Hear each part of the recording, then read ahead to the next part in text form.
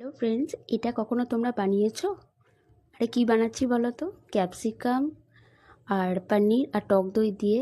আরে অবভিয়াসলি পনির ভর্তা। ঠিক আছে, কিভাবে করি চলো দেখে নিই।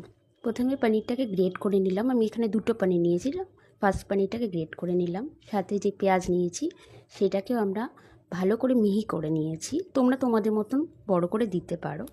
ক্যাপসিকামটা নিজের পছন্দ মতন কেটে নিতে হবে এইভাবে, ছোট বড় যেভাবেই হোক না কেন। টমেটোটা গ্রেট করে নিয়েছি পেঁয়াজের মতন যেভাবে করেছিলাম। এরপরে আমরা সেকেন্ড যে পনিরটা আছে ওটাও গ্রেট করে নিলাম।